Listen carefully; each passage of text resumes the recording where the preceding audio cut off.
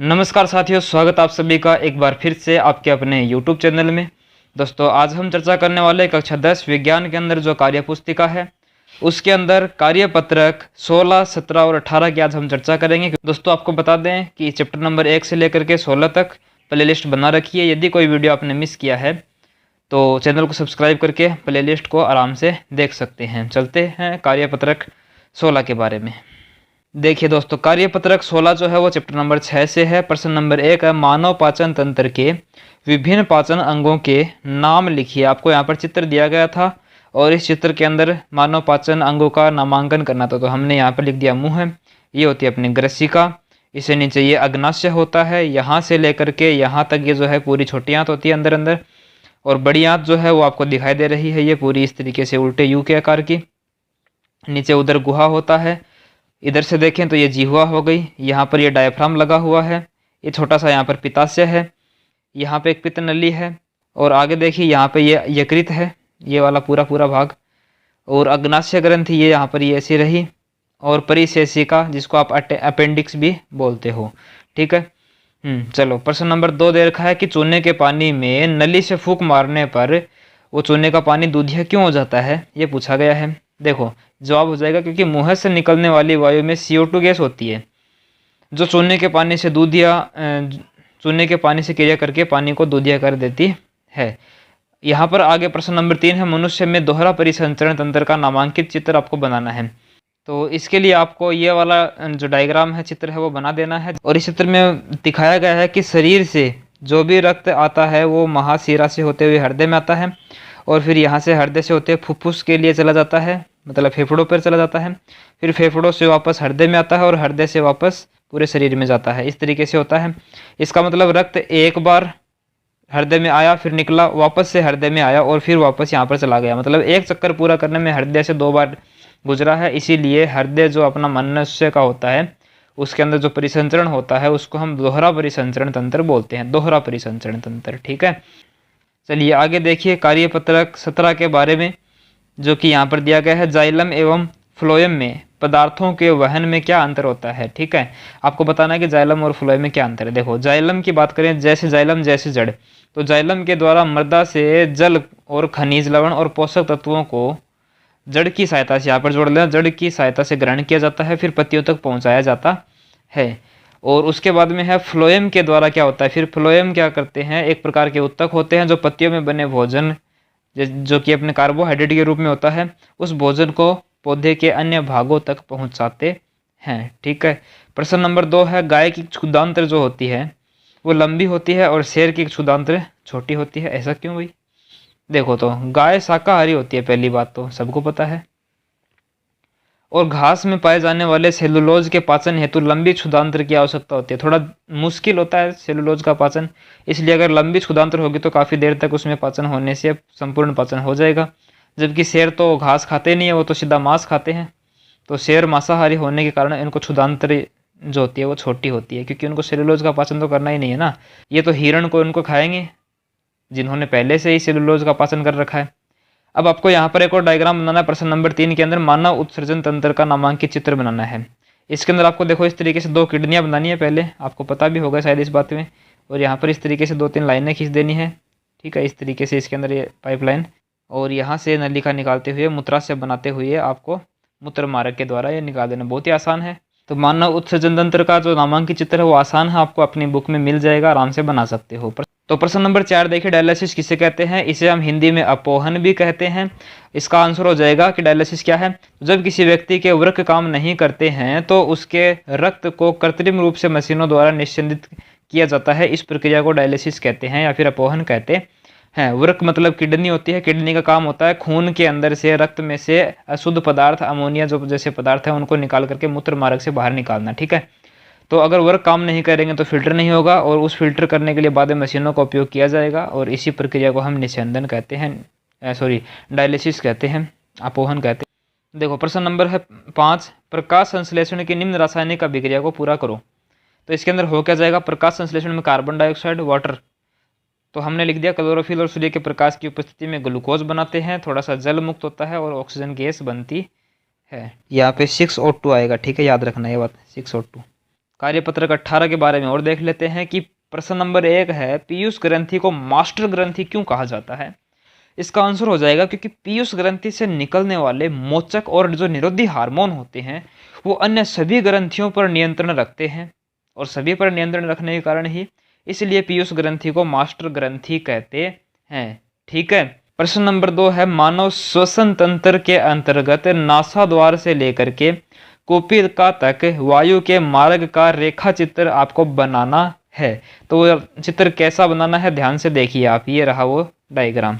तो डायग्राम आपको ये बनाना है। आपको बता दें चित्र 6.9 है मानव श्वसन तंत्र। तो इसके अंदर देख लो, नासा द्वार से लेकर के आगे मुख गुहा, ग्रसनी, कंठ आदि से होते हुए आपको नीचे जाना है श्वसनी और श्वसनिका और कुपिका कोष तक आपको यह बनाना पड़ेगा। आगे होगी बात समझ में आपको। चलो नेक्स्ट देखते हैं हम। नेक्स्ट क्वेश्चन है प्रश्न नंबर 3, स्वस्थ मानव का प्रकुंचन व अनुशीतल दाब कितना होता है? तो आपको बता दें सामान्यतः प्रकुंचन दाब तो लगभग 120 mm होता है, जबकि अनुशीतलन दाब जो होता है वो लगभग 80 मिलीमीटर तक होता है। पारा जब हम मापते हैं तो संकुचन दाब 120 मिलीमीटर उठ जाता है वो पारा, और अनुशीतलन के अंदर पारा 80 mm तक उठता है। ठीक है। प्रश्न नंबर 4 है, रुधिर का रंग लाल होता है, सबको पता है, जबकि लसिका रंग विहीन होती है। क्या कारण है, इसका कारण बताओ। देखो, रुधिर में उपस्थित आरबीसी पर पाए जाने वाले हीमोग्लोबिन के कारण रुधिर का रंग लाल होता है, जबकि लसिका में हीमोग्लोबिन नहीं पाया जाता, इसलिए वह रंगहीन होती है। प्रश्न नंबर 5 हो जाएगा, पचे हुए भोजन को अवशोषित करने के लिए क्षुदांत्र में कौन सी रचनाएं पाई जाती हैं तथा इसकी क्या विशेषता होती है? अच्छा देखो, पचे हुए भोजन को अवशोषित करने के लिए क्षुदांत्र में अंगुलियों नुमा प्रवर्ध पाए जाते हैं, अंगुलियों के समान संरचना पाई जाती है, जिन्हें दीर्घरोम कहते हैं। ये अवशोषण का सतही क्षेत्रफल बढ़ा देते हैं, और दीर्घरोम के अंदर बहुत सी रुधिर वाहिका पाई जाती है, वो रक्त वाहिका पाई जाती है जो भोजन को अवशोषित करके शरीर की प्रत्येक कोशिका तक फिर पहुंचा देती हैं। ठीक है। तो इस प्रकार से हमने कार्यपत्रक 18 तक कंप्लीट कर लिए हैं। आगे के कार्यपत्रक देखने के लिए चैनल को सब्सक्राइब करके पास वाले बेल आइकन को दबा लें। अगर वीडियो अच्छा लगा है तो वीडियो को लाइक जरूर करें, अपने दोस्तों के साथ शेयर कीजिए। तो आइए सीधे चलते हैं हम कार्यपत्रक 19 के अंदर। देखिए, पहला प्रश्न आपको यहाँ पर दिखाई देगा, ये रहा, भोजन के पाचन में लार की क्या भूमिका होती है? भाई, मुंह में लार बनती है, तो लार क्यों बनती है? क्या भोजन में उसकी कोई भूमिका है? बिल्कुल है। देखो, लार मिलने से पहली बात तो भोजन लसलसा हो जाता है। ठीक है, जिससे इसको निगलना आसान हो जाता है। निगलना आसान क्यों जाता है कि लार मिलने से ये जो भोजन है ये बोलस के रूप में बन जाता है, और लार में पाया जाने वाला जो एमाइलेज एंजाइम है, ये एंजाइम भोजन में से स्टार्च का पाचन कर देता है। और आपको बता दें, स्टार्च को ही हम कार्बोहाइड्रेट बोलते हैं। तो कार्बोहाइड्रेट का पाचन है वो हमारे मुख में ही स्टार्ट हो जाता है। समझ गए होगे बात आप। नेक्स्ट प्रश्न है, वृक्क की क्रियात्मक एवं संरचनात्मक इकाई का नाम लिखो। तो वृक्क के अंदर छोटी छोटी नेफ्रॉन इकाइयाँ होती हैं, उसी को हम संरचनात्मक और क्रियात्मक इकाई कहते हैं। दोस्तों, यहाँ पर जो भी क्वेश्चन बताए जा रहे हैं एग्जाम की दृष्टि से बहुत ही इंपॉर्टेंट प्रश्न हैं ये सभी के सभी, और इनमें से बिल्कुल आपको ऐसा मान लीजिए 80% नंबर आपको इसी में से मिल जाएंगे। आप पुराना पेपर उठा के देख लीजिए और मेरे वाली वीडियो से मैच कर लीजिए, इसी में से क्वेश्चन आ रहे हैं। तो प्रश्न नंबर 3 है, जलीय जीवों में श्वसन की जो दर है वो स्थलीय जीवों से ज़्यादा क्यों होती है, अधिक क्यों होती है, ये बताना आपको। तो जलीय जीव जल में घुली हुई ऑक्सीजन का प्रयोग करते हैं, बिल्कुल सही बात है, श्वसन हेतु करते हैं। ठीक है। और जल में ऑक्सीजन की मात्रा कम होती है। अब श्वसन के लिए जितनी ऑक्सीजन चाहिए उतनी तो चाहिएगी उनको, इसलिए वो जल्दी जल्दी श्वसन करते हैं ताकि जितनी ऑक्सीजन उनको चाहिए वो मिल सके। तो ऑक्सीजन की मात्रा कम होती है, अतः जलीय जीव ऑक्सीजन की पर्याप्त पूर्ति करने हेतु तेजी से श्वसन करते हैं। बिल्कुल आसान भाषा में आपके लिए यहाँ पर मैं लेकर आया हूँ। प्रश्न नंबर 4 देखिए, हमारे शरीर में हीमोग्लोबिन की कमी के क्या परिणाम हो सकते हैं? आपको बता दें, आपके रक्त के अंदर WBC, RBC और प्लेटलेट ये होती हैं। अब रेड ब्लड सेल जो होती है ना, इनके ऊपर क्या पाया जाता है, हीमोग्लोबिन रेड कलर का एक वर्णक होता है वो पाया जाता है। ठीक है। और उस हीमोग्लोबिन की वजह से इसका रंग क्या होता है, रक्त का रंग लाल होता है। ठीक है, अब देखो ये हीमोग्लोबिन अगर कम हो जाएगा तो क्या होगा, हीमोग्लोबिन ऑक्सीजन का परिवहन करने में सहायक होते हैं, मतलब ऑक्सीजन को पकड़ते हैं और उसको लेकर के एक जगह से दूसरी जगह ले जाते हैं। और हीमोग्लोबिन की कमी से शरीर में ऑक्सीजन का परिवहन नहीं हो पाएगा और नहीं होने से शरीर में थकान और कमजोरी आ जाती है। बिल्कुल आसान भाषा में आपको समझाया गया है। प्रश्न नंबर 5 देखिए, अब एक कोशिकीय जीवों के नाम बताइए। सब बता सकते हैं, ये इतना आसान क्वेश्चन है, अमीबा और पैरामीशियम। प्रश्न नंबर 6 है, पादपों के कोई 2 अपशिष्ट उत्पादों के नाम बताइए। पादप अपशिष्ट के रूप में ऑक्सीजन को निर्मुक्त करते हैं, इसके अलावा जलवाष्प भी वो मुक्त करते हैं। इसके अलावा जब शोषण करते हैं तो शोषण के दौरान वो कार्बन डाइऑक्साइड गैस भी उत्सर्जित करते हैं। ठीक है, तो इस प्रकार से हमने बोल दिया कि आपको इन तीनों में से कोई भी 2 नाम लिख देने हैं। प्रश्न नंबर 7 है, मछली व मनुष्य के परिसंचरण तंत्र में कोई एक अंतर बताइए। परिसंचरण मतलब रक्त का बहना। ठीक है, तो मनुष्य में तो पाया जाता है दोहरा परिसंचरण तंत्र और मछली में एकल परिसंचरण तंत्र पाया जाता है। दोहरा परिसंचरण तंत्र की आपको परिभाषा पूछ सकता है एग्जाम के अंदर, तो बता दें कि मनुष्य में रक्त एक परिवहन चक्कर पूरा करने के लिए हृदय से 2 बार गुजरता है, इसलिए इस परिसंचरण को हम दोहरा परिसंचरण तंत्र कहते हैं। कार्यपत्रक 20 के बारे में देखिए, कार्यपत्रक 20 है, इसी चैप्टर से है। गर्मियों में हम वृक्षों के नीचे ठंडक महसूस क्यों करते हैं बताओ। देखो पेड़ पौधे होते हैं ना, उनमें वाष्पोत्सर्जन की क्रिया के दौरान वाष्प बूंदों के रूप में निकलती है। ठीक है, मतलब पौधों से निकल जाती है वो, और जिससे अपने को ठंडक महसूस होती है। देखो इसका मैं एक्सप्लेन करता हूँ, ये थोड़ी सी आपको जो बात है यहाँ से कम समझ में आएगा, मैं थोड़ा और बताता हूँ। जैसे आपके जो पेड़ होते हैं ना, ये यहाँ से वाष्प उत्सर्जित करते हैं। ठीक है, और यहाँ जो उष्मा है, उष्मा को ग्रहण करके और वाष्पशील हो जाते हैं और वायुमंडल में चले जाते हैं। अब आसपास की उष्मा किसने ले ली, आप बोलोगे इस वाष्प ने ले ली, जल ने ले ली, और जल ने लेकर के वाष्प में बदल गया, तो आसपास उष्मा की मात्रा हो गई कम, और इसलिए अगर हम इसके नीचे बैठे हैं तो हमें ठंडक महसूस होगी, उष्मा कम लगेगी, क्योंकि यहाँ पे उष्मा कम हो गई ना, क्योंकि जल ने ले ली वो। ठीक है, मनुष्य के अमाशय में श्लेष्मा की क्या भूमिका होती है। देखो श्लेष्मा जो अमाशय होता है, अपना पेट होता है, उसके अंदर की दीवार होती है, वहाँ पर होता है। अब देखो श्लेष्मा के द्वारा भोजन को बोलस में बदला जाता है तथा अमाशय के आंतरिक स्तर की अम्ल से रक्षा करता है। समझे कुछ, बोलस में बदलता है पहली बात तो, और दूसरी बात आंतरिक स्तर मतलब अंदर की दीवारें जो हैं उसकी अम्ल से रक्षा करता है। प्रश्न नंबर 3 देखो, हरे पेड़ पौधों को स्वपोषी क्यों कहा जाता है, ये बताओ। आसान प्रश्न है, कोई भी बता सकता है स्वपोषी की परिभाषा जिसको आती है। तो हरे पेड़ पौधे को स्वपोषी इसलिए कहते हैं क्योंकि ये सूर्य के प्रकाश की उपस्थिति में प्रकाश संश्लेषण द्वारा अपना भोजन स्वयं बनाते हैं, स्वयं बनाते हैं, इसलिए इसको स्वयंपोषी कह दिया भाई, इसमें कौन सी बड़ी बात है। प्रश्न नंबर 4, जैव प्रक्रम क्या है। आसान भाषा में समझा रहा हूँ, सजीवों में होने वाले वे सभी प्रक्रम जो उनके जीवित रहने और अनुरक्षण के लिए आवश्यक होते हैं उन्हें हम जैव प्रक्रम कहते हैं। इससे आसान और कुछ नहीं हो सकता। प्रश्न नंबर 5, वायवीय और अवायवीय श्वसन में कोई 2 अंतर बताओ। तो अंतर जब भी बताना हो तो एक तरफ वायवीय लिख लेना है, एक तरफ अवायवीय लिख लेना। अंतर इसी तरीके से करोगे, बीच में लाइन खींच करके। तो पहला अंतर यह हो गया कि वायु की उपस्थिति में ग्लूकोज के विखंडन से CO2 जल और ऊर्जा बनती है, इसको हम वायवीय श्वसन कहते हैं।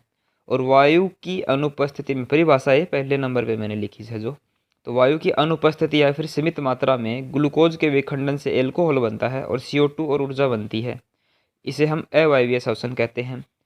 अब एक मुख्य अंतर जो है ये है, वायवीय श्वसन में ऊर्जा ज़्यादा निर्मित होती है, अधिक निर्मित होती है, और अवायवीय श्वसन में ऊर्जा कम बनती है, ये मुख्य अंतर है। प्रश्न नंबर 6 है, मनुष्य में अपशिष्ट पदार्थों को शरीर से बाहर निकालने का कार्य कौन सा तंत्र करता है। अपशिष्ट को बाहर निकालेंगे, उत्सर्जित करेंगे, तो उत्सर्जन तंत्र ही इसमें महत्वपूर्ण भूमिका निभाता है। नेक्स्ट हम कार्यपत्रक 21 है, 21 नियंत्रण और समन्वय चैप्टर नंबर 7 से है। तो आइए चलते हैं सीधा कार्यपत्रक 21 के अंदर। देखिए कार्यपत्रक 21 है चैप्टर नंबर 7 से नियंत्रण एवं समन्वय। इसके अंदर हम मानव के मस्तिष्क और इसकी क्रियाविधि के बारे में कंप्लीट स्टडी करते हैं। प्रश्न नंबर 1 है मानव मस्तिष्क के विभिन्न भागों के नामांकित चित्र बनाने हैं। तो आपको यहाँ पर एक डायग्राम पहले से दिया हुआ है। आपको बताना है कि ये आगे वाला पार्ट होता है इसको हम अग्र मस्तिष्क कहते हैं, ऊपर जो होता है उसको हम पर मस्तिष्क कहते हैं, ये बाहर जो एक आवरण होता है कंप्लीट इसको हम कपाल या फिर खोपड़ी कहते हैं, यह जो भाग है इसको हम मध्य मस्तिष्क कहते हैं।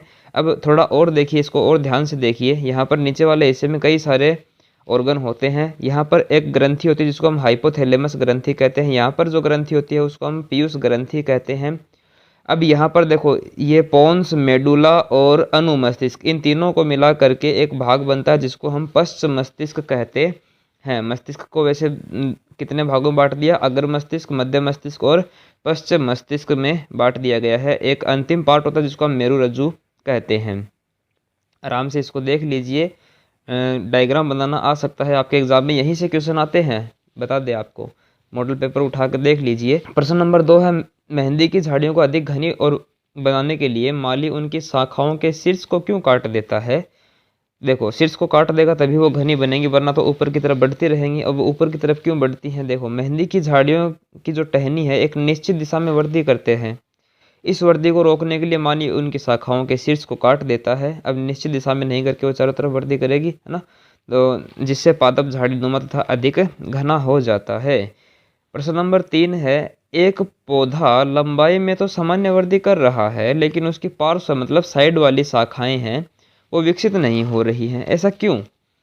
देखो तो इसके लिए कोई एक एंजाइम है ऑक्सिन, इसके लिए एक हार्मोन है ऑक्सिन हार्मोन, वो उत्तरदायी होता है। कैसे होता है, देखो इस पादप में शीर्ष प्रमुखता मतलब ज़्यादा शीर्ष की वृद्धि होना ही शीर्ष प्रमुखता है, तो शीर्ष प्रमुखता के कारण लंबाई में वृद्धि हो रही है। ऐसा ऑक्सीजन के कारण होता है जो पौधे की पार्श्व मुकुलन वृद्धि को रोक देता है।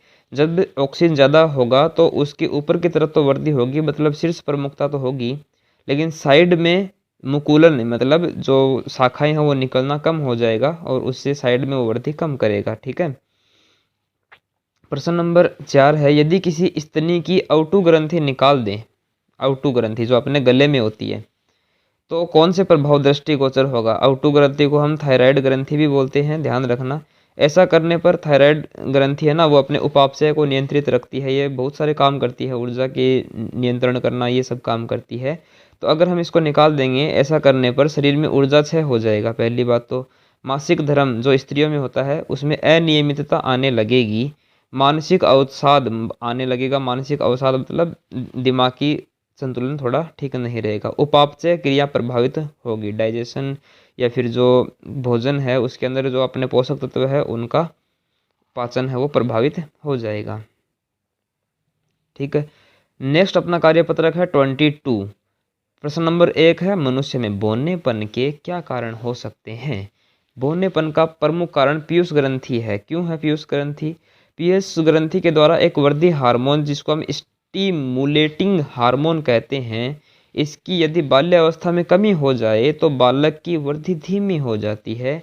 इस स्टिमुलेटिंग हार्मोन की कमी ही मनुष्य में बौनेपन का कारण है। आसान भाषा में मैंने आपको बता दिया है यहाँ पे। प्रश्न नंबर 2 बहुत ही इम्पोर्टेंट क्वेश्चन है, ध्यान से देखिएगा। मानव शरीर के चित्र में निम्नांकित अंतःस्रावी ग्रंथियों की स्थिति बताइए। यहाँ पर अपने को 8 ग्रंथियाँ दी गई है और इस मानव का चित्र देख करके उन सबको नामांकित करना है। पीनियल ग्रंथि कहाँ पर होती है, तो आपको बता दें पीनियल ग्रंथि अपने यहाँ मस्तिष्क के इधर पीछे वाले भाग में होती है। पीयूष ग्रंथि की अगर हम बात करें तो पीयूष ग्रंथि ये रही यहाँ पर। ठीक है। आउटू ग्रंथि आपको मैंने बताया था गले के अंदर होती है। अधिवृक्क वृक्क के ऊपर होगी, मतलब किडनी के ऊपर होती है अधिवृक्क ग्रंथि। इसके अलावा अंडाशय ग्रंथि वो अपने मादा जो होती है ना मादा उसके अंदर होती है, जो गर्भाशय होता है वहाँ पर उसके पास में। थाइमस ग्रंथि कहाँ पे होती है, तो थाइमस ग्रंथि होती है यहाँ पर सीने के वाले हिस्से में। हाइपोथैलेमस ग्रंथि मस्तिष्क में होती है, ये रही हाइपोथैलेमस ग्रंथि। अग्नाशय ग्रंथि कहाँ पर होती है, तो अग्नाशय ग्रंथि आप देख लीजिए अपने स्टमक पेट के अमाशय के जस्ट नीचे अग्नाशय ग्रंथि होती है। ठीक है। तो इस प्रकार से सभी ग्रंथियों को आप नामांकित कर लेंगे। नेक्स्ट क्वेश्चन है अपना मानव शरीर में पाई जाने वाली कौन सी अंतःस्रावी ग्रंथि है और कौन सी बहिस्रावी ग्रंथि है, दोनों ही है। तो अग्नाशय ग्रंथि एक ऐसी ग्रंथि है जो अंतःस्रावी और बहिःस्रावी दोनों का कार्य करती है, दोनों की तरह बिहेव करती है। प्रश्न नंबर 4, आयोडीन युक्त नमक खाने की सलाह क्यों दी जाती है? क्योंकि अपनी थायराइड ग्रंथि है ना, वो थायरोक्सिन हार्मोन स्रावित करती है, जिसके लिए आयोडीन की ज़रूरत पड़ती है। इसलिए हमें बोला जाता है कि आयोडीन युक्त नमक खाने की सलाह दी जाती है। ठीक है, अगर ये मान लो कि थायरोक्सिन हार्मोन नहीं स्रावित होगा तो क्या होगा? अभी मैंने आपको बताया है कि थायरोक्सिन हार्मोन किसको नियंत्रित करता है, ये देखो। अगर थायरोक्सिन नहीं होगा तो ये सारी कमियां होने लग जाएगी, और थायरोक्सिन होना ज़रूरी है, उसके लिए आयोडीन होना ज़रूरी है अपने भोजन के अंदर। कार्यपत्रक 23 की बात कर लेते हैं। प्रश्न नंबर 1 है, मधुमेह को रोगियों को की चिकित्सा इंसुलिन का इंजेक्शन देकर क्यों की जाती है? पहली बात तो मधुमेह होगा किसको? जिसके अंदर इंसुलिन की कमी होगी और रक्त में शर्करा बढ़ जाएगी। फिर तो इंसुलिन की कमी है, इसलिए हम उसको इंसुलिन का इंजेक्शन दे रहे हैं। देखो, इसको ध्यान से समझो विस्तार से। मधुमेह के रोगियों में अग्नाशय ग्रंथि द्वारा इंसुलिन हार्मोन का स्त्राव कम हो जाता है, ठीक है जी, जिससे उसके रक्त में ग्लूकोज की मात्रा अधिक हो जाती है, ठीक है। अतः इनके रक्त में शर्करा की मात्रा को नियंत्रित करने के लिए बाहर से इंसुलिन का इंजेक्शन दिया जाता है, ठीक है। हम बाहर से लेके आते हैं, फिर इंजेक्शन दे देते हैं। प्रश्न नंबर 2 है, तंत्रिका कोशिका का नामांकित चित्र बनाना है आपको। तो आपको बहुत ही आसान तरीके से ये बना देना है। सबसे आसान डायग्राम जो है वो यही है। इसके सेंटर में केंद्रक होता है, इन रेशेदार जो है उसको हम दुर्मिका कहते हैं, इन रेशों को दुर्मिका कहते हैं, और इसके अंदर जो भरा हुआ द्रव है उसके अंदर यहाँ जो ये वाला भाग है ये कोशिका काय है। तंत्रिकाक्ष इसको हम बोलते हैं, और तंत्रिका का अंतिम सीरा बोलते हैं, और इससे आगे फिर जो हिस्सा खाली बचता है उसको हम नाम देते हैं सीनेप्स। सीनेप्स, ठीक है, याद रख लेना, सिनेप्स हम इसको नाम देते हैं। प्रश्न नंबर 3 है, अंतःस्रावी ग्रंथि है और उसके हार्मोन है। तो अपने को मिलान करना है कि कौन सी ग्रंथि कौन सा हार्मोन स्रावित करती है। अग्नाशय ग्रंथि कौन सा हार्मोन स्रावित करती है? इंसुलिन हार्मोन स्रावित करती है। अग्नाशय ग्रंथि कहाँ होती है? अपने पेट के नीचे होती है। वर्षण की बात करें तो वर्षण कहाँ पर कौन सा हार्मोन? टेस्टोस्टेरोन हार्मोन स्रावित करता है। ये लड़कों में दाढ़ी मूंछ का आना, शुक्राणुओं का निर्माण, इसको नियंत्रित करता है। अंडाशय की बात करें तो एस्ट्रोजन हार्मोन स्रावित करती है। ये स्त्रियों में मासिक धर्म, अंडाणु निर्माण इत्यादि को नियंत्रित करती है। थायराइड ग्रंथि ये थायरोक्सिन हार्मोन स्रावित करती है, और इसके बारे में मैंने बता दिया, थायरोक्सिन हार्मोन, ठीक है, बहुत बार आ गया ये। पीयूष ग्रंथि की बात करें तो यह वर्दी हार्मोन स्रावित करती है। इसका पीछे क्वेश्चन है कि इसकी कमी से बच्चों के अंदर बाल्यावस्था में यदि कमी रह जाए तो बोनापन हो सकता है। एड्रीनल ग्रंथि जो है वो कौन सा हार्मोन? एड्रीनलिन हार्मोन स्रावित करती है। इस एड्रीनलिन हार्मोन को ही हम करो या मरो हार्मोन कहते हैं। करो या मरो हार्मोन मतलब ये अचानक से स्रावित होता है जब कंडीशन बहुत ही खतरनाक होती है तब। चैप्टर नंबर 8 है अपना, जीव जनन कैसे करते हैं। तो कार्यपत्रक 24 उसके बारे में होने वाला है, जनन के बारे में विस्तार से देखेंगे। अगर नेक्स्ट वीडियो का नोटिफिकेशन चाहते हो तो आपको चैनल सब्सक्राइब कर लेना है। चलते हैं सीधा कार्यपत्रक 24 के बारे में, जो कि अपने चैप्टर नंबर 8 जीव जनन कैसे करते हैं। बहुत ही इंटरेस्टिंग टॉपिक है, यहाँ से क्वेश्चन आने वाले हैं आपको बोर्ड एग्जाम में, बहुत से क्वेश्चन यहाँ पर से मिल जाएंगे। तो चलिए चलते हैं सीधा कार्यपत्रक 24 के बारे में। देखिए कार्यपत्रक 24 जीव जनन कैसे करते हैं। प्रश्न नंबर 1 है यहाँ पे अपना कि निम्नांकित चित्र में अंडाशय के विभिन्न भाग ABCD के नाम लिखो आप। तो ये ए वाला भाग जो कि आपको यहाँ पर दिख रहा है ये एक ट्यूब है, तो इसको हम फेलोपियन ट्यूब बोलेंगे। बी वाला भाग आपको जो दिख रहा है ये अंडाशय है अपना, और यहाँ पर सी जो भाग है ये आपके हो जाएगा गर्भाशय, और डी वाला भाग ग्रीवा या फिर योनि बोल सकते हो इसको, ठीक है। नेक्स्ट क्वेश्चन है प्रश्न नंबर 2, वर्षण देह गुहा के बाहर क्यों स्थित होते हैं।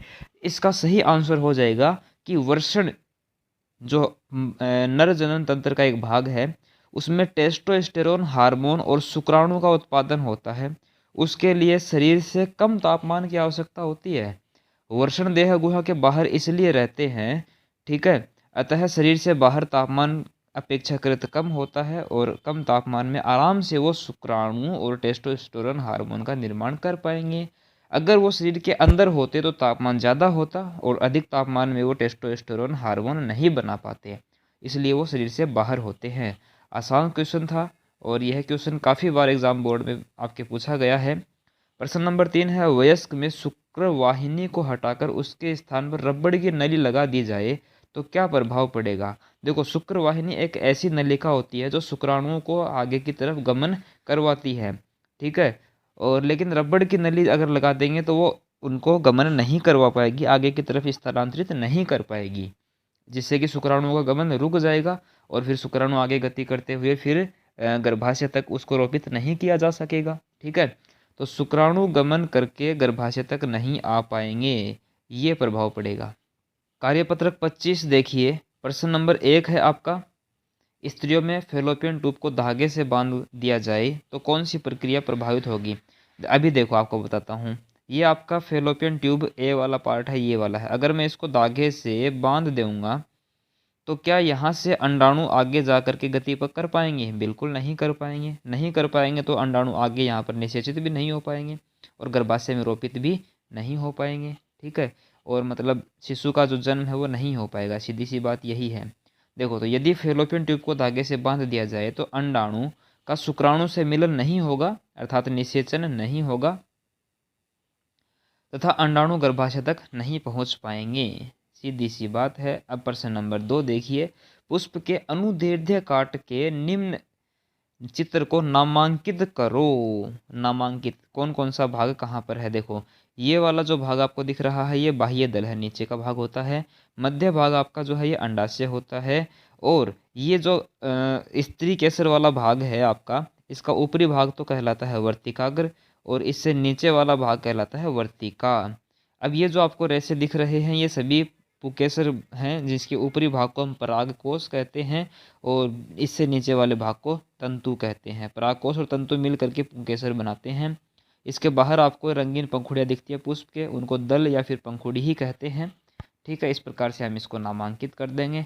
आगे पूछा गया है एड्स का पूरा नाम बताओ। एड्स का पूरा नाम होता है एक्वायर्ड इम्यूनो डेफिशिएंसी सिंड्रोम, ठीक है। इजी है, काफ़ी बार पूछा हुआ है और यह क्वेश्चन है ना बड़ी बड़ी एग्जाम में भी पूछा जाता है। एक लिंगी और उभयलिंगी पुष्प किसे कहते हैं, प्रत्येक का उदाहरण दीजिए। एक लिंगी पुष्प कोई भी बता सकता है, ऐसे पुष्प जिसमें नर या मादा में से केवल कोई एक युग्मक ही पाया जाता है। जैसे कि पपीता में एक ही प्रकार का युग्मक पाया जाता है, या तो नर पाया जाएगा या फिर मादा। तरबूज भी एक लिंगी पुष्पी पादप का ही उदाहरण है। उभयलिंगी की अगर हम बात करें तो देखिए, उभयलिंगी ऐसे पुष्प जिसमें पुकेसर और स्त्री केसर दोनों ही पाए जाते हैं तो उसे उभयलिंगी पुष्प कहते हैं। उदाहरण के लिए गुलाब और लिली का जो पौधा होता है वो, ठीक है। नेक्स्ट आगे हम चलते हैं, कार्यपत्रक 26 के बारे में चलिए देखते हैं, जीव जनन कैसे करते हैं। इसमें निम्न चित्र में से किस जीव में एवं कौन सा अलैंगिक जनन पाया जाता है। अलैंगिक जनन की विधि पूछी गई है कि ये जीव क्या है पहले तो ये बताओ, और ये कौन सी विधि से जनन करता है। इसका नाम है हाइड्रा, ठीक है। और यहाँ ये पहले मुकुल बनाता है, मुकुल बड़ा होकर के नया जीव बना लेता है, ठीक है। तो हाइड्रा में मुकुलन विधि द्वारा जनन होता है। प्रश्न नंबर 2 है कि पुरुषों में मूत्र मार्ग को उभय मार्ग क्यों कहा गया है भाई। देखो, इसलिए कहा गया है कि उभय मतलब दो।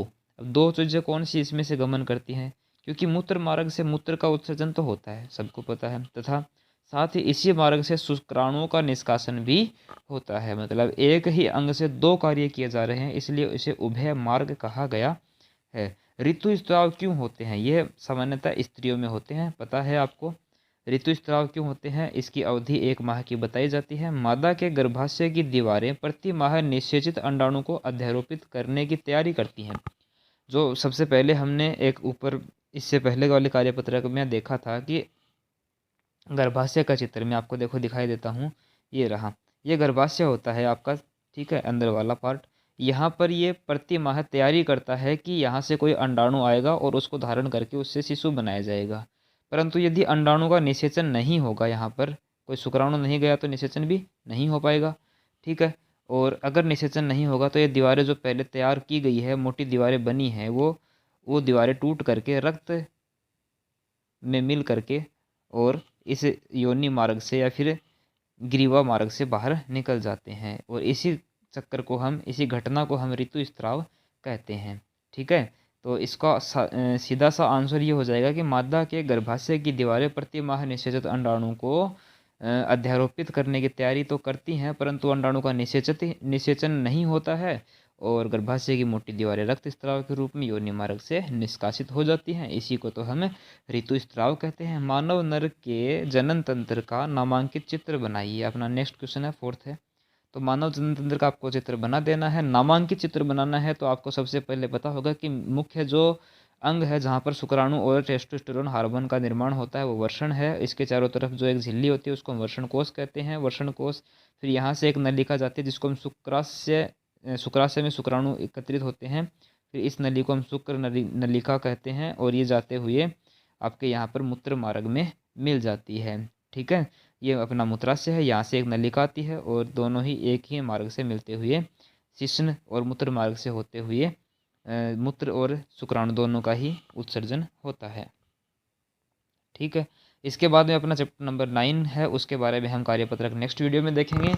अगर ये वीडियो आपको अच्छा लगा है तो वीडियो को लाइक ज़रूर करें। चैनल पर नए हो तो चैनल को सब्सक्राइब करके पास वाले बेल आइकन को दबा लें। अपने दोस्तों के साथ शेयर ज़रूर करें। आप कंजूसी बहुत करते हो तो कंजूसी बिल्कुल ना करें। तो आइए चलते हैं सीधा कार्यपत्रक 27 पे। तो अगर दोस्तों आपने पिछले वीडियो नहीं देखे हैं तो प्लीज़ उनको जा कर के चेकआउट करें। उसके बाद में आइए हम चर्चा कर लेते हैं कार्यपत्रक 27, जो कि अपना चैप्टर नंबर 9 से रहने वाला है, आनुवांशिकता एवं जैव विकास। सबसे पहला प्रश्न है यहाँ पर कि क्या एक तितली और चमगादड़ के पंखों को समजात अंग कहा जा सकता है? जी नहीं, बिल्कुल भी नहीं, क्योंकि देखो इनका कार्य समान है। ठीक है, इसलिए ये समवर्ती अंग है। ठीक है, देखो क्योंकि तितली और चमगादड़ के पंखों का कार्य तो समान है परंतु इनकी संरचना भिन्न भिन्न है, अतः इन्हें हम समवर्ती अंग कह सकते हैं, समजात अंग नहीं कह सकते। ठीक है, समजात अंग नहीं कह सकते, बस सीधी सी बात है। अगला प्रश्न है, चमगादड़ के पंख और पक्षियों के पंख समवर्ती अंग है। अब इनको बोला है समवर्ती अंग है। ठीक है, वो समजात की बात हुई थी, समजात के बारे में बताइए। समवर्ती को हम समरूप अंग भी कहते हैं। कैसे? चमगादड़ और पक्षियों के पंख, देखो इनकी संरचना है ना, आंतरिक संरचना बहुत ही भिन्न भिन्न होती है, लेकिन कार्य तो एक ही है दोनों का, उड़ने का। ठीक है, तो पक्षियों के पंख हैं वो अग्रपादों से तथा चमगादड़ के पंख अग्रपाद व धड़ के बीच की त्वचा से बने होते हैं।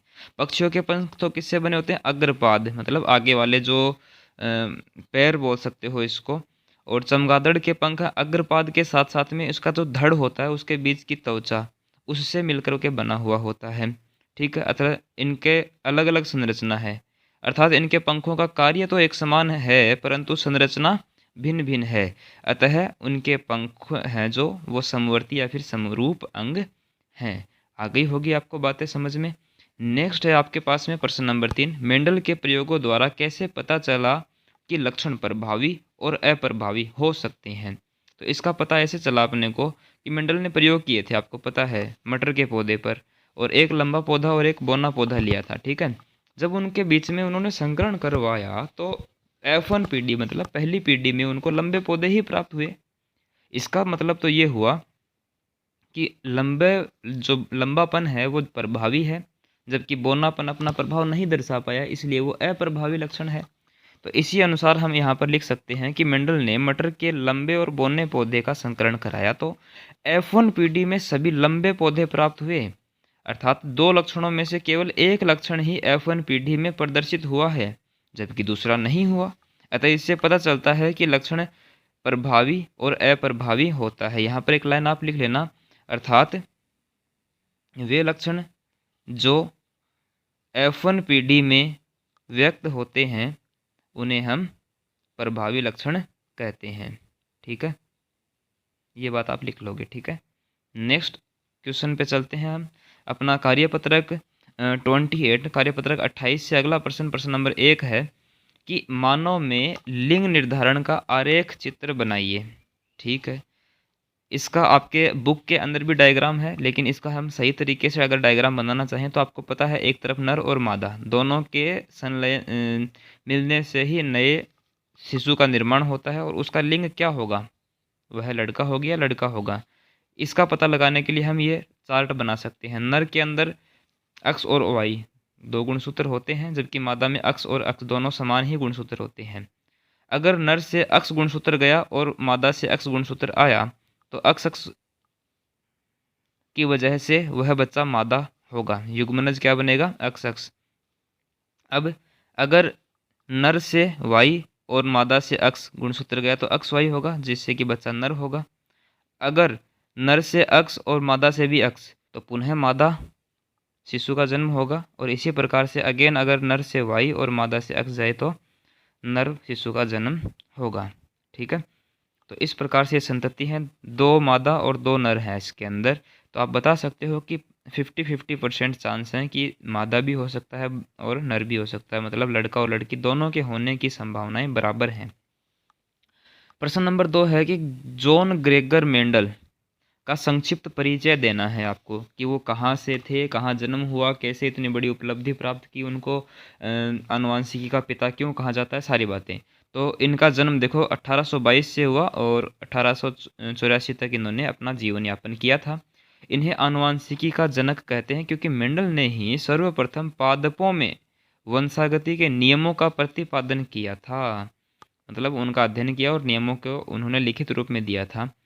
इनका जन्म 22 जुलाई 1822 को ऑस्ट्रिया, नोट ऑस्ट्रेलिया नहीं है ये, ऑस्ट्रिया के सिलीसियन गांव में हुआ था, सिलीसियन गांव में हुआ था।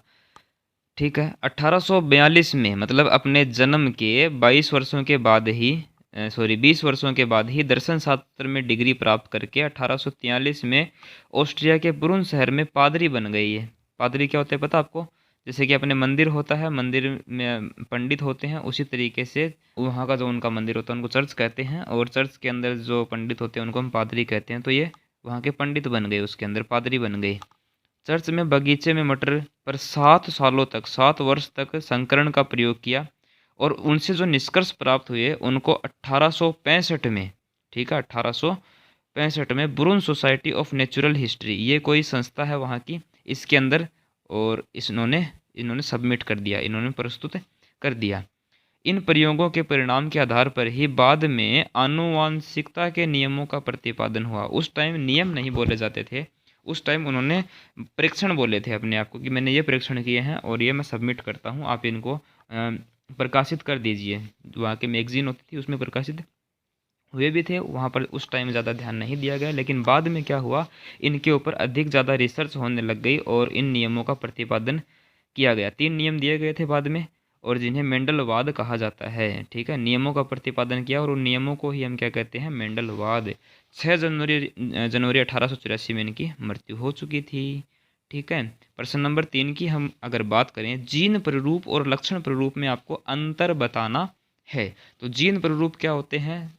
सबसे पहले बता दूं कि कोई पौधा या फिर कोई जीव है, उसके आंतरिक संरचना का अगर हम अध्ययन करें तो वो अपने को जीन प्ररूप से पता चलता है, जबकि बाह्य संरचना का अध्ययन हमें लक्षण प्ररूप अनुपात से पता चल जाता है। तो जीन प्ररूप आंतरिक होंगे। अब इसको और डिटेल से देखो क्या है, यह जीवों के कोशिकीय जीन संगठन को व्यक्त करता है, कोशिका के अंदर। ठीक है, यह वातावरण द्वारा प्रभावित नहीं होते, बिल्कुल सही बात है। किसी जीव का जीन प्ररूप जीवन भर एक समान ही रहता है। ठीक है, यहाँ पर वैसे अंतर करना था तो आपको बीच में लाइन खींच करके एक तरफ जीन प्ररूप और एक तरफ लक्षण प्ररूप ऐसे लिखना था, लेकिन फिर भी आप इसको सेट कर लीजिए। जब आप करते हो अपनी कार्य पुस्तिका के अंदर तब इस तरह से कर लेना। मैंने आपको यहाँ पर बता दिया है। लक्षण प्ररूप क्या होता है? जीवों के आकार, रंग, स्वभाव आदि जो बाहरी गुण होते हैं उनको व्यक्त करता है कौन? लक्षण प्ररूप। सेकंड है, यह वातावरण द्वारा प्रभावित होते हैं। ठीक है, जैसे कि मनुष्य का रंग है, ज़्यादा धूप में रहेंगे तो त्वचा काली पड़ जाती है, तो ये लक्षण प्ररूप है। त्वचा का रंग एक लक्षण प्ररूप अनुपात है। ठीक है, लक्षण प्ररूप वातावरण के अनुरूप बदल सकते हैं, ये मैंने आपको समझा दिया है। नेक्स्ट अब हम कार्यपत्रक 29 के अंदर चलते हैं और प्रश्न नंबर 1 ध्यान से देखिएगा इसको। निम्न में से कौन से अंग समजात हैं और कौन से समवर्ती हैं? समवर्ती तो वो होंगे जिनका कार्य समान होगा, जबकि समजात वो होंगे जिनकी संरचना समान होगी। तो हाथी की सूंड एवं चिंपैंजी का हाथ, क्या इनकी संरचना समान है? नहीं। तो कार्य समान है, बिल्कुल समवर्ती। चिड़िया के पंख और चमगादड़ के पंख संरचना अलग अलग है, तो समजात तो हो ही नहीं सकते। इसलिए समवर्ती हैं। मनुष्य के नाखून और बिल्ली का पंजा दोनों की संरचना अलग अलग है लेकिन काम दोनों का एक ही है, ठीक है, समवर्ती। मेंडल के पृथक्करण का नियम क्या है? मेंडल के कई सारे नियम थे। पहला नियम था आपको पता है प्रभाविता का नियम, दूसरा नियम है ये पृथक्करण का नियम। तो दूसरा नियम क्या बोलता है? इस नियमानुसार अगर देखो पहले नियम में हमने बोला था कि F1PD में जो पौधे प्राप्त होते हैं उसमें प्रभावी लक्षण ज़्यादा दिखता है, इसलिए उसको हम प्रभाविता का नियम कह देते हैं। अब अगर हम इस F1PD के ही पौधों का दोबारा संकरण करवाने लग जाएं, दोबारा बताता हूँ, इस नियमानुसार F1PD के संकर या फिर विषम युग्मजी से दोबारा युग्मक बनते समय दोनों जो प्रभावी और अप्रभावी युग्म विकल्पी हैं वो एक दूसरे से पृथक होकर के अलग अलग युग्मकों में चले जाते हैं। इससे प्रत्येक युग्मक में एक लक्षण के लिए एक युग्म विकल्पी पाया जाता है, मतलब एक लक्षण के लिए एक ही युग्म विकल्पी होगा, दोनों एक जगह पे नहीं होंगे, ठीक है। इसको जैसे कि हम यहाँ पर समझाना चाहें तो समझा देता हूँ, अगर आप नहीं सीखना चाहते तो स्किप कर सकते हो। कैपिटल टी, स्मॉल टी, इनका जब लक्षण अपरूप अनुपात किया गया तो इनको बीच में क्रॉस करवाया गया तो ये पौधे प्राप्त हुए।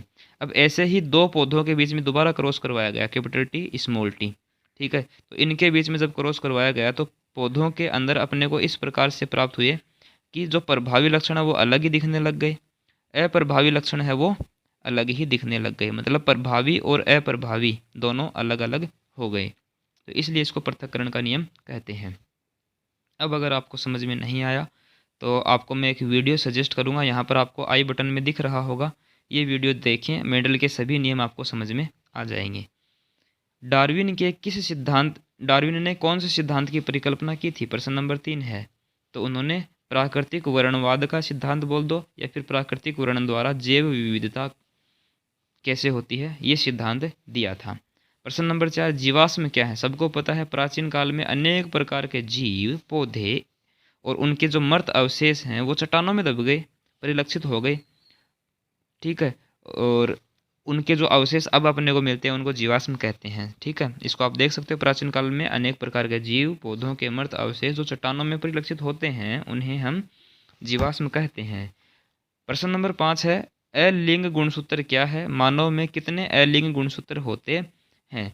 अलिंग गुणसूत्र, लिंग गुणसूत्र तो वे होंगे जो लिंग निर्धारण में काम आएंगे, जबकि अलिंग गुणसूत्र वो होंगे जो लिंग निर्धारण में काम नहीं आते हैं। तो वे गुणसूत्र जो लिंग निर्धारण से संबंधित नहीं होते उन्हें अलिंगी गुणसूत्र कहते हैं। मानव में 22 जोड़ी अर्थात 44 अलिंगी गुणसूत्र होते हैं, जबकि लिंगी गुणसूत्र कितने होते हैं? केवल 2 होते हैं। नर में तो वो होते हैं XY और मादा में होते हैं XX। समझ गए होंगे आप बात। प्रश्न नंबर 6 है कि समजात एवं समवर्ती अंगों में समानता बताइए। बिल्कुल बता देंगे, क्यों नहीं बताएंगे, बिल्कुल बताएंगे आपको। समजात और समवर्ती, समजात अंग कौन से होते हैं? वे अंग जिनकी संरचना समान होती है और कार्य अलग अलग होते हैं, उनको समजात कहते हैं। जबकि समवर्ती में वे अंग जिनका कार्य तो समान होता है लेकिन संरचना भिन्न भिन्न होती है। दूसरा अंतर देख लो, इनको धारित करने वाले जीव विकासीय दृष्टि से समान होते हैं। समजात के अंदर उनका विकास एक तरह से हुआ है, इसलिए वो समजात मतलब उनकी संरचना एक जैसी है, ठीक है। जबकि समवर्ती के अंदर विकासीय दृष्टि से वो भिन्न भिन्न जीव होते हैं, इसीलिए तो उनकी संरचना अलग है। भले ही कार्य एक जैसा करते हो उन चीज़ों से, लेकिन संरचना अलग है, इसलिए उनका विकासीय दृष्टि से भिन्न जीव होते हैं, उनका विकास अलग तरीके से हुआ है। समजात का उदाहरण पूछे तो घोड़े का अग्र पैर और मनुष्य का हाथ, ठीक है। और समवर्ती के अंदर पूछे तो पक्षी के पंख और चमगादड़ के पंख, दोनों का कार्य तो एक जैसा है परंतु संरचना भिन्न भिन्न है।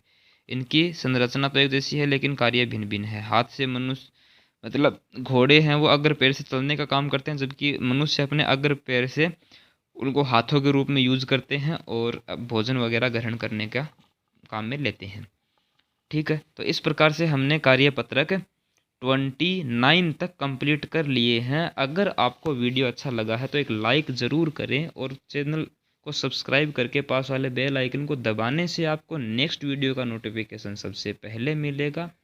अपने किसी 3 ज़रूरतमंद दोस्तों को ये वीडियो ज़रूर शेयर करें ताकि वो भी इसका लाभ उठा सकें। बोर्ड एग्ज़ाम में यहीं से क्वेश्चन बनने वाले हैं, ये बात आप ध्यान रखें। मिलते हैं आगे और इन्फॉर्मेटिव वीडियो के साथ में। तब तक के लिए धन्यवाद। जय हिंद।